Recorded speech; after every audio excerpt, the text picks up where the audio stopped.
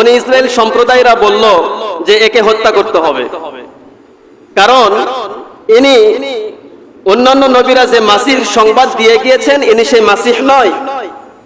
যদি সেই মাসিহ হইতেন তাহলে ইনার মায়ের তো কোনো স্বামী নাই, ইনি অবৈধ একটি সন্তান।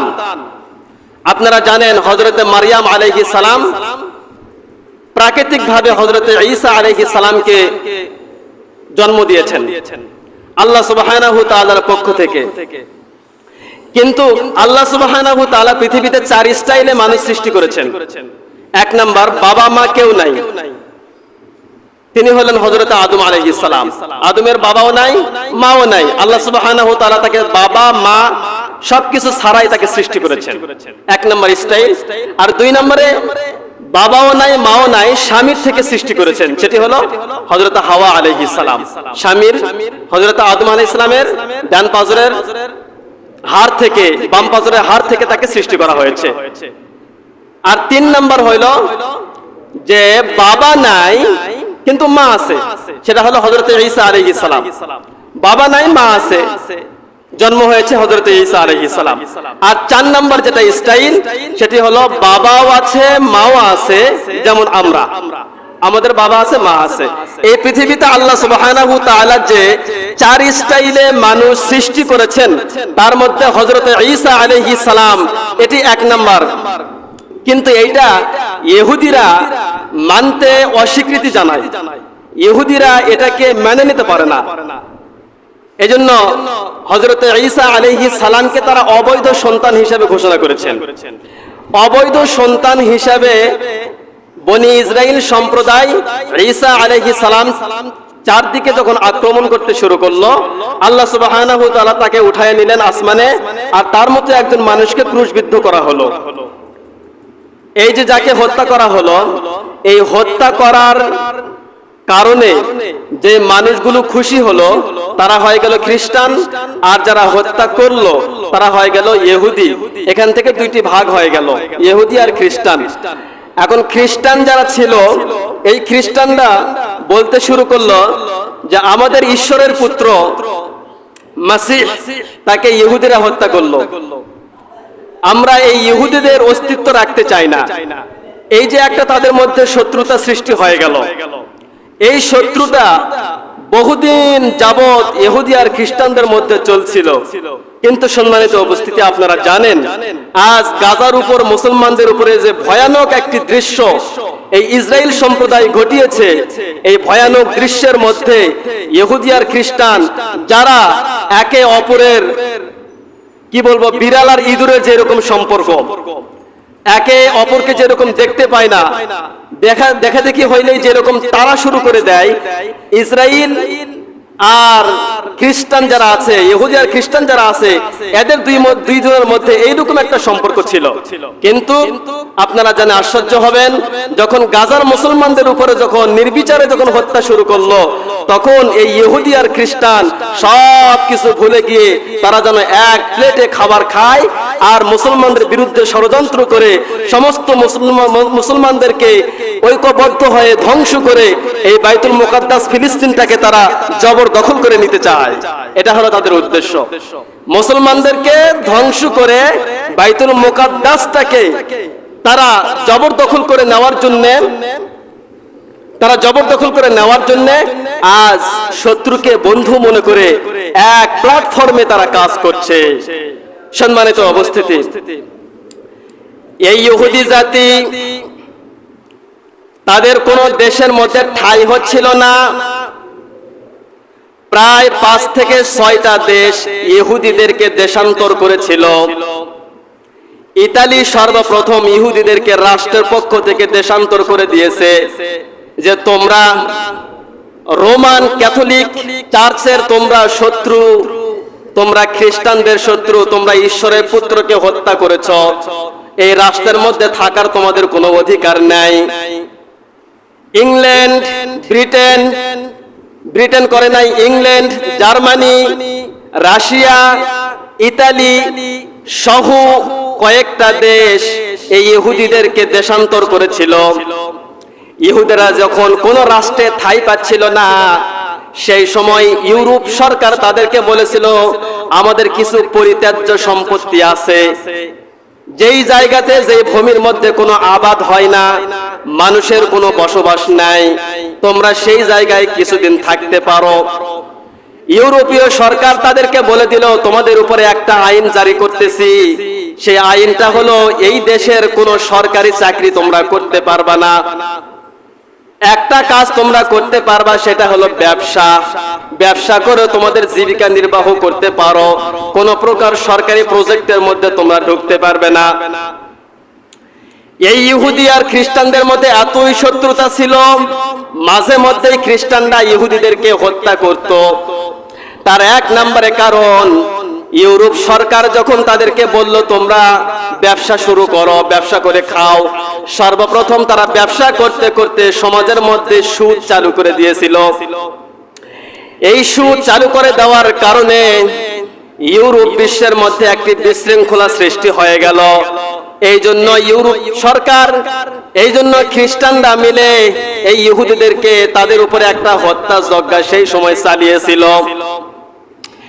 হে মুসলমান, ইহুদি জাতি এত কঠিন, আর এই জাতিটা এত শৃঙ্খল, আর এই জাতি এত ষড়যন্ত্র করতে পারে। রাতারাতি এরা ইউরোপের মধ্যে ষড়যন্ত্র করলো। যে ইউরোপের মতো দেশে তারা 3 নাম্বার নাগরিক হয়েছিল, হঠাৎ করে রাতারাতির মধ্যে তারা 1 নাম্বার নাগরিকে পৌঁছে গেল। অর্থাৎ ইউরোপ দেশে তারা এমন ভাবে কবজা করে নিল, বড় বড় শিল্প খাতগুলো, বড় বড় ইন্ডাস্ট্রিগুলো সবগুলো তাদের নিয়ন্ত্রণে চলে আসলো। সমস্ত অফিসিয়াল, সমস্ত ল্যাপটপ জনিত যে সমস্ত কাজগুলো হচ্ছিল, এই কাজগুলোর মধ্যে তাদের হস্তক্ষেপ চলে গেল। এইভাবে ইউরোপ বিশ্বে তারা বহুদিন যাবৎ তারা ব্যবসায়ীর উপরে কর্তৃত্ব লাভ করেছিল। এখন তারা চিন্তা করছে, না শুধুমাত্র ইউরোপের উপরে থাকলে হবে না, আমাদেরকে সারা বিশ্ব ভ্রমণ করতে হবে। এই চিন্তা ফিকির করে তারা ফিলিস্তিনের রাষ্ট্রের একটা তীরে অবস্থান করতে শুরু করলো, যেটার নাম হলো ইসরায়েল। এখানে আসে তারা বসবাস শুরু করতে লাগলো। বসবাস যখন শুরু করলো, সব খ্রিস্টান আর ইহুদিরা একত্রিত হয়ে সবাই মিলে যুক্তি পরামর্শ করলো এখানে একটা রাষ্ট্র কিভাবে গঠন করা যায়। এখন ইহুদিরা চিন্তা ফিকির করছে, আমাদের তো মানুষ বেশি নাই, অল্প কিছু মানুষ, এই অল্প কিছু মানুষ নিয়ে আমরা কিভাবে সারাটা দুনিয়া সফর করব, সারা দুনিয়া কন্ট্রোল করব, এটা সম্ভব নয়।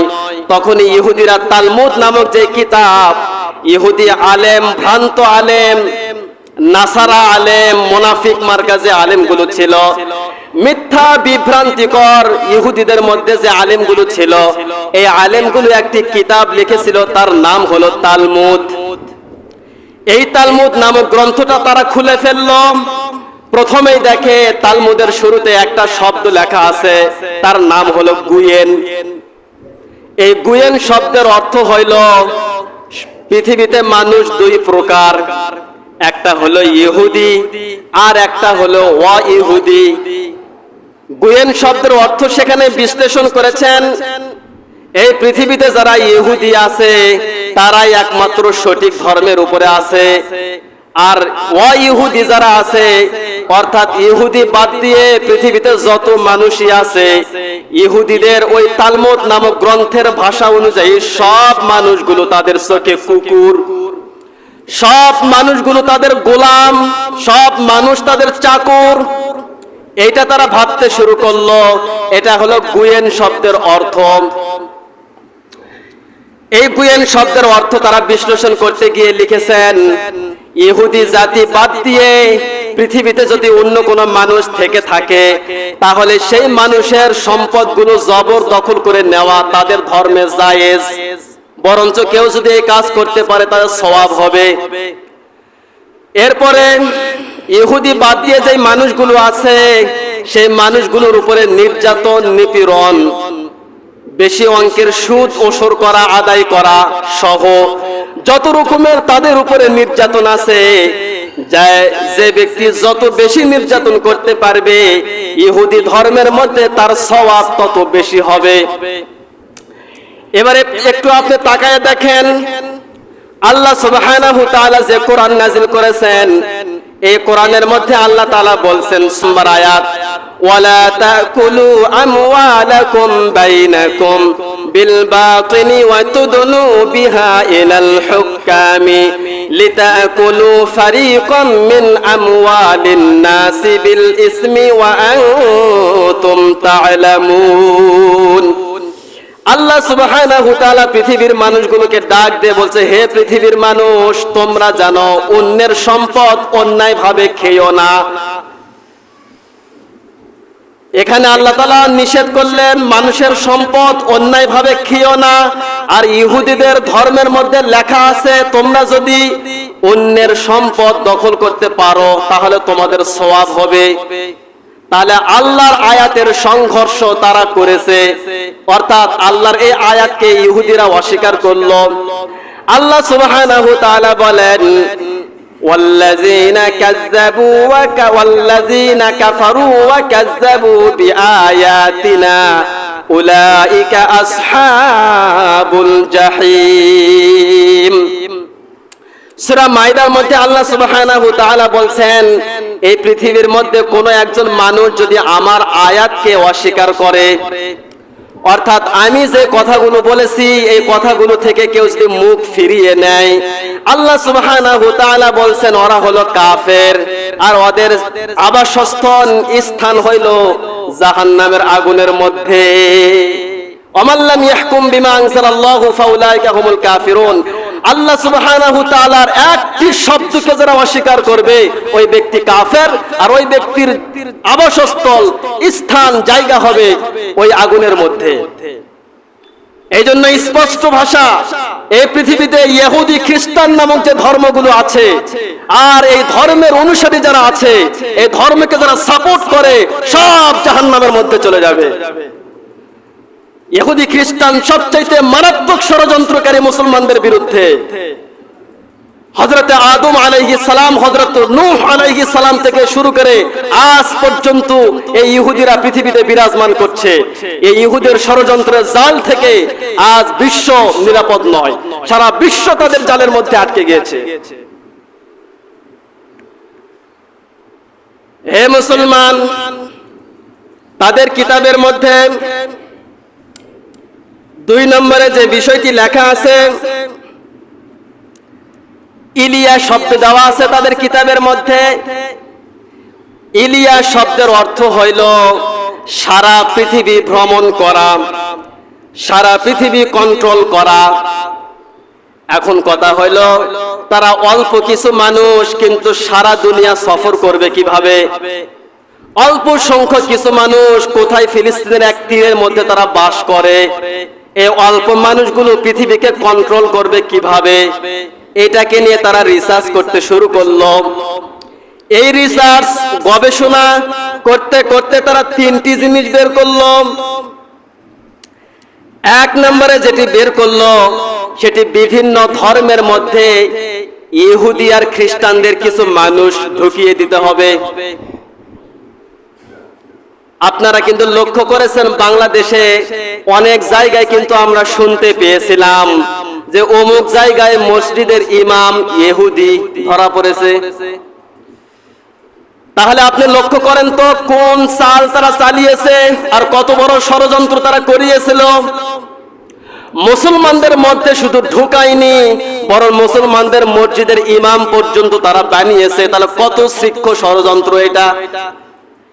একজন মুসলমানদের মসজিদের যদি ইহুদি ইমাম হয় আর ইহুদিদের যে আকীদা বিশ্বাস, ওই আকীদা বিশ্বাস তো মুসল্লিদের মধ্যে চলে যাবে। এটাকে কেন্দ্র করে তারা ইমাম সাহেব হিসাবে মুসলমানদের মধ্যে ঢুকিয়ে দিয়েছিল। তাদের ষড়যন্ত্রটা আপনি লক্ষ্য করেন, তারা কিভাবে ষড়যন্ত্র করেছে। তারা চিন্তা ফিকির করে দেখলো এই পৃথিবীকে যদি কন্ট্রোল করতে হয় অল্প সংখ্যক মানুষ দিয়ে সম্ভব নয়, ইসলামের মধ্যে আমাদের কিছু লোক ঢুকাইতে হবে। এজন্য বিভিন্ন জায়গায় ইহুদি খ্রিস্টানদেরকে পাওয়া যায়, এরা তাদের চাল ষড়যন্ত্র। হে মুসলমান, এবারে আপনি তাকায়া দেখেন, এই যে সারা দুনিয়া তারা কন্ট্রোল করবে, এটা কিভাবে তারা করবে? এটাকে রিসার্চ আর গবেষণা করতে গিয়ে তারা কিছু যন্ত্রপাতি আবিষ্কার করলো, যেমন হাইপারলুপ ট্রেন। আপনারা গুগলে সার্চ দিয়ে দেখবেন, এটি এমন একটি যান যেটি ঘন্টায় 700 কিলোমিটার যেতে পারবে। 1 ঘন্টায় 700 কিলোমিটার জার্নি করতে পারবে, এটি তারা আবিষ্কার করে ফেললো। আর এই যন্ত্র চাইতো আরো দ্রুতগামী যন্ত্র তারা আবিষ্কার করেছে, রকেট, ড্রোন ইত্যাদি, আরো কিছু কিছু নাম আছে। এই সমস্ত যন্ত্র তারা মেধা খেটে, বুদ্ধি খেটে ইসলামকে ধ্বংস করার জন্য ইহুদি খ্রিস্টানরা এগুলো বের করলো। আর এগুলোর মাধ্যমে তারা সারা দুনিয়াকে কন্ট্রোল করতে চায়। এবার আপনি তাকায়া দেখেন, এই ইহুদি খ্রিস্টান তারা পর্যায়ক্রমে যে বিষয়গুলো রিসার্চ করেছিল, 1 নম্বরে যেটা বের করেছে সেটা হলো ইহুদি আর খ্রিস্টানদের কিছু মানুষ বিভিন্ন ধর্মের মধ্যে তারা ঢুকিয়ে দিবে। আর 2 নম্বরে তারা যেটা করেছিল, মুসলমান আর খ্রিস্টানদের মধ্যে যুদ্ধ লাগিয়ে দিবে ইহুদি। আজ আপনি সারা বিশ্বের দিকে তাকায় দেখেন, এই যে ইসরায়েল আর ফিলিস্তিনের মধ্যে যুদ্ধ হচ্ছে, এর পিছনে মাস্টার মাইন্ড হিসেবে কাজ করছে ব্রিটেন। অথচ ব্রিটেনের নাম কেউ নেয় না, ও চুপ করে আছে। কিন্তু 1 নম্বর ষড়যন্ত্রকারী এই শয়তান ব্রিটেন। আমেরিকা মাঝে মাঝে মানুষের মুখের উপরে কথা বলে, এই জন্য আমেরিকাকে আমরা দেখতে পাই না, তবে আমেরিকারও মাস্টার মাইন্ড ব্রিটেন। ব্রিটেন আমেরিকাকে সাহায্য করছে গোপনে, আর আমেরিকা সাহায্য করছে ইসরায়েল। আর ইসরায়েল মিসাইল বোমা ফুটাচ্ছে গাজায়, ফিলিস্তিনে। তাহলে চক্রটা কোন দিক দিয়ে ঘুরে আসছে আপনি একটু দেখেন, চিন্তা ফিকির করেন। আমরা মুসলমান মাথার উপরে বসে থাকে টেলিভিশন দেখা শিখেছি, আর কিছু শিখিনি আমরা। অমুকের গীবত, অমুক এই করছে সেই করছে, এইটা ছাড়া আমরা কিছু শিখিনি। আর ওরা মেধা খাটে, বুদ্ধি খাটে আপনার বিরুদ্ধে, আমাদের বিরুদ্ধে কত দূর পর্যন্ত তারা এগিয়েছে, চিন্তা ফিকির করেছেন? আমাদের ছেলে মেয়েরা একটু বড় হলে স্মার্টফোন দিয়ে দেই, ঘন্টার পর ঘন্টা মোবাইল ফোনে কাটায়, কিসের পড়ালেখা? আর ইসরায়েল যে সন্তানগুলো লালন পালন করে, এই ডিভাইস থেকে তারা দূরে সরে রাখছে তারা। অথচ এই ডিভাইস তারা আবিষ্কার করেছে, এই ডিভাইসের মধ্যে যত কিছু সফটওয়্যার তারা আপডেট করেছে, অথচ তাদের সন্তানগুলোকে এই ডিভাইস থেকে সরে রাখছে। কারণ তারা ভালোভাবেই জানে, এই ডিভাইসের যদি আসক্ত হয় তাহলে সন্তানগুলো আর সন্তান হবে না। মুসলমানদের সন্তানগুলোকে ক্ষতির মধ্যে ফেলে দিয়ে তাদের সন্তানগুলোকে ব্যবসার মধ্যে লাগিয়ে দিচ্ছে। আমাদের সন্তানগুলো এখন মারামারি করে, কাটাকাটি করে, বিড়ি খায়, সিগারেট খায়, অমুক জায়গায় যায়। আমাদের সন্তানগুলোর মনে হয় সময়ই কাটে না, আর ওদের সন্তানের তো সময়ই পায় না ওরা। তাহলে আমরা কি করছি আর তারা কি করছে, চিন্তা ফিকির করেন একটু। আমরা খালি পোলাও নিয়ে ব্যস্ত, খুরমা খেজুর নিয়ে খালি আমরা ব্যস্ত। তারা মেধা খাটিয়ে সারা বিশ্বকে কন্ট্রোল করার জন্য জাল বুনিয়ে যাচ্ছে এই ইহুদি খ্রিস্টানরা। হে মুসলমান, ইহুদি খ্রিস্টানরা 3 নম্বরে যে কাজ করেছে সেটি হলো রাজনৈতিক ডিপার্টমেন্টে ইহুদিদেরকে একটা সাপোর্ট হিসাবে একটা জাতিকে তারা দাঁড় করাবে। এই যে ব্রিটেনের কথা বললাম, ব্রিটেন যে মাস্টার মাইন্ড হিসাবে কাজ করে এটা কিন্তু কেউ জানে না। এখনই আপনি অনেক মানুষকে জিজ্ঞাসা করেন, ভাই ব্রিটেন সম্পর্কে আপনার ধারণা কি? ও কিন্তু বলবে না, ব্রিটেনে তো কোনোদিন কিছু শুনি না, ও ভালো। কিন্তু গোপনে গোপনে সব ষড়যন্ত্র, সব কিছু ও চালাচ্ছে। এই হলো ইহুদিদের 3 নম্বরে ষড়যন্ত্র। তাহলে 1 নম্বর, তারা বিভিন্ন ধর্মের মধ্যে তাদের মানুষকে সেটিং করবে। আর 2 নম্বর, মুসলমান আর খ্রিস্টানদের মধ্যে যুদ্ধ লাগিয়ে দিবে, আর 3 নাম্বার ইহুদিদেরকে সাপোর্ট করবে, এরকম একটা জাতি তারা দাঁড় করায়া দিবে। আপনারা বলেন তো, 3টার মধ্যে কি একটাও বাকি আছে? 3টার মধ্যে যারা খোঁজ খবর যারা রাখেন, ইন্টারন্যাশনাল খবর যারা রাখেন, আপনারা জবাব দেন, 3টার মধ্যে কি একটাও বাকি আছে? একটাও বাকি নাই। প্রত্যেকটা ষড়যন্ত্র তারা যেভাবে করেছে, প্রত্যেকটা বাস্তবায়ন করার জন্য তারা মাঠে নেমেছে। আজ শুধু আমরা হইচই নিয়ে ব্যস্ত। হে মুসলমান, তাহলে তাদের কিতাবের মধ্যে লেখা আছে গুয়েন, গুয়েনটা ব্যাখ্যা করলাম। 2 নম্বরে লেখা আছে ইলিয়া, ইলিয়া শব্দের অর্থ কন্ট্রোল করা, নিয়ন্ত্রণ করা। তাহলে কন্ট্রোল করা, নিয়ন্ত্রণ করার একটা পদ্ধতি আমি বললাম। 2 নম্বরে তারা যেভাবে এখন কন্ট্রোল করছে সেটা আপনাকে তথ্য দেই, ভালো করে একটু মনোযোগ দেন। তারা বর্তমান সময়ে এআই একটা মেশিন বের করেছে, অনেকে হয়তো এ সম্পর্কে ধারণা আছে। এআই এমন একটি মেশিন, এমন একটি যন্ত্র, যেই যন্ত্র আর যেই মেশিন আপনার কণ্ঠকে নকল করতে পারবে। এটা দেখতে মানুষের মতো, আপনার ফেস নকল করবে, আপনার কণ্ঠ নকল করবে, আপনার আকৃতি নকল করবে। এই যে আমি এখানে বসে থেকে আপনাদের সামনে যে 1 মাস হোক আর 2 মাস হোক কথা বলছি, আপনারা আমার সম্পর্কে ভালোই ধারণা করেছেন। কিন্তু এইরকম এআই সরাসরি আমার কণ্ঠ দিয়ে আর আমার ফেস নকল করে এখানে বসাবে, আপনারা বুঝতেই পারবেন না যে ওটা কি আবু তালহা নাকি এআই। এটা বোঝার কোনো ক্ষমতা নাই। এখন এই জায়গায় ওই ডুপ্লিকেটটা বসে আমার কণ্ঠকে নকল করে, তা সে যদি অশ্লীল কিছু কথা এখানে বলে, তার দ্বারা কিছু ভিডিও যদি বানায় অশ্লীল, আমার চেহারাকে নকল করে যদি অশ্লীল কিছু ভিডিও বানায় আর সেটা যদি ছেড়ে দেয়, এখন বলেন তো ক্ষতিগ্রস্ত কে হবে? আমি নিজে হব। কারণ ওটা আমার কণ্ঠ, আমারই দেহ, সব আমার নকল করেছে, নকল করে ছেড়ে দিয়েছে, দিয়ে আমাকে ধ্বংস করার জন্য চাল চালাচ্ছে। এটা হলো এআই। এখন সমাজে বর্তমানে যেটা দেখা যাচ্ছে, এই এআই প্রযুক্তি এমন একটি ভয়ঙ্কর সামনে বাংলাদেশে নেবে। আগামী 50 বছর পরে দেখা যাবে কোন মানুষের জ্ঞান বুদ্ধি নিজের নিয়ন্ত্রণে আর থাকবে না। আপনি ইউটিউবে যদি সার্চ দেন ওয়াজ, তাহলে আপনাকে ওয়াজ দিবে। যদি সার্চ দেন গজল, তাহলে আপনাকে গজল দিবে।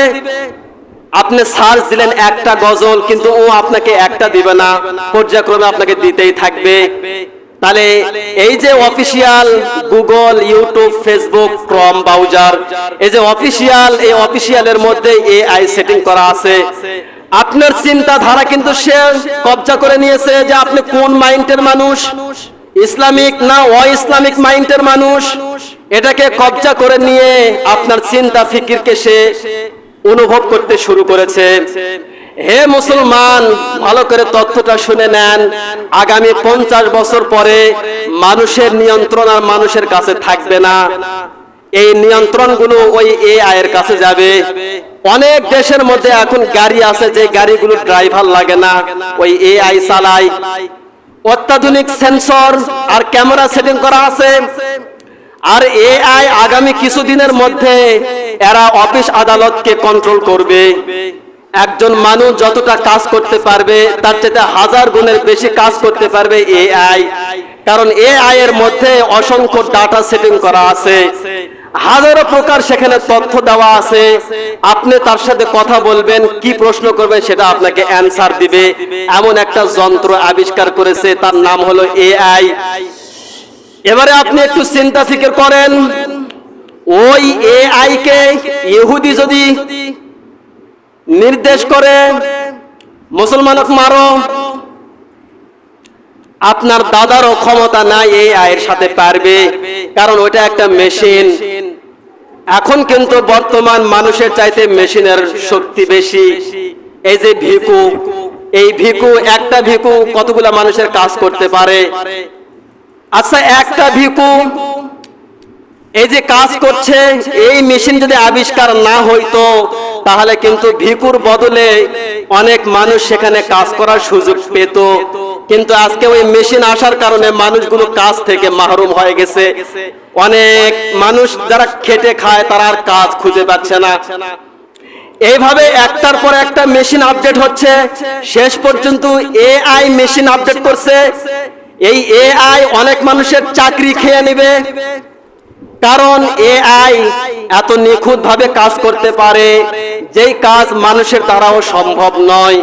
এমন একটা যন্ত্র ইহুদি খ্রিস্টানরা আবিষ্কার করেছে। এবারে আপনি বলেন, ওই এআই যদি শিল্প খাতে, ওই এআই যদি ইন্ডাস্ট্রি থাকে, ওই এআই যদি অফিস আদালতে থাকে, ওই এআই যদি মিডিয়া সেক্টরে থাকে, ওই এআই যদি ব্যাংকিং সিস্টেমে থাকে, মানুষের সমস্ত রাজনৈতিক, banking system, secularism system, economism system যা আছে সবগুলো যখন তার নিয়ন্ত্রণে চলে যাবে, তখন মানুষ তার নিয়ন্ত্রণে কি থাকবে? সব ইহুদি খ্রিস্টানদের নিয়ন্ত্রণে চলে যাবে। আপনার কি? আরেকটি তথ্য আপনাকে দেই, ভালো করে শুনেন। এই যে এখন সাব মোটর বের হয়েছে, প্রত্যেকটা বাড়িতে এখন সাব মোটর, মাটির নিচে যে মোটরটা পোতা হয়, এখান থেকে পানি ওঠে। এই মোটর আবিষ্কার করার কারণে সবার ঘরে ঘরে এই মোটর ঢুকলো, টিউবওয়েল বের হয়ে গেল। এখন পুরা মুসলিম জাহান যখন সাব মোটরে যখন ভরে যাবে, তারা যখন দেখবে প্রত্যেকটা ঘরে ঘরে সাব মোটর, টিউবওয়েল আর নাই, হঠাৎ এক সপ্তাহ বিদ্যুৎ বন্ধ, মুসলমান পানি পাবে কোথায়? কারণ টিউবওয়েল তো আউট করছে, সাব মোটর তো কারেন্ট ছাড়া পানি উঠবে না। মুসলমান পানি পাবে কোথায়?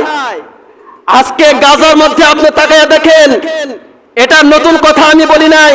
এই ইসরায়েল সম্প্রদায়, এই ইহুদি খ্রিস্টান সম্প্রদায় গাজার মধ্যে পানি বন্ধ করেছে, গাজার মধ্যে চিকিৎসা বন্ধ করেছে, গাজার মধ্যে খাদ্য বন্ধ করেছে, অন্ন, বস্ত্র, বাসস্থান, শিক্ষা, চিকিৎসা, মানুষের মৌলিক বস্তু 5টি সমস্তগুলো থেকে তারা গাজার মুসলমানদেরকে বঞ্চিত করেছে। আমাদের বাংলাদেশকে যে বঞ্চিত করবে না তার কি গ্যারান্টি আছে? প্রত্যেকটা ঘরে ঘরে টিউবওয়েল থাকা অপরিহার্য দরকার। মানুষের মধ্যে কীটনাশক সারগুলো প্রয়োগ করে, কীটনাশক দিয়ে দিয়ে মানুষের মধ্যে হাজারো রকমের রোগ সৃষ্টি করে দিয়েছে। এর কারণে আপনি একটা মানুষকে দেখাইতে পারবেন না যে মানুষটা ঔষধের উপর নির্ভরশীল নয়। প্রত্যেকটা মানুষ ঔষধের উপর নির্ভরশীল। এই যে ইনপুট হয়, আউটপুট হয়, বিভিন্ন দেশ থেকে ঔষধ আমদানি হয়। সমস্ত মানুষ যখন ঔষধের উপর নির্ভরশীল হয়ে যাবে, মানুষের জীবন যখন ঔষধের উপর নির্ভরশীল হবে, তখন ওরা ইনপুট বন্ধ করে দিবে। বিভিন্ন দেশ থেকে যে ঔষধগুলো আছে এগুলো যখন বন্ধ করে দিবে, পানি যখন বন্ধ করবে, ঔষধগুলো যখন বন্ধ করবে, আরে মুসলিম যাবে কোথায়? চিন্তা ফিকির মুসলিম করে না কেন? কেন তোমরা আজ মারামারি নিয়ে, হইচই নিয়ে ব্যস্ত? কেন তোমাদের জ্ঞান বুদ্ধি খোলে না? তোমাদের দরজায়, তোমাদের হৃদয়ের দরজায় কে চাবি মেরে দিয়েছে? তোমাদের দরজা কেন আজকে নড়ে না? আজ ইহুদি খ্রিস্টান যেভাবে ষড়যন্ত্র করে আমাদের ঈমানকে, আমাদের দেশকে যেভাবে তারা ধ্বংস করে দিচ্ছে, এই জাল থেকে বের হওয়া বর্তমান মুসলমানদের অনেক টাফ ব্যাপার হয়ে গিয়েছে।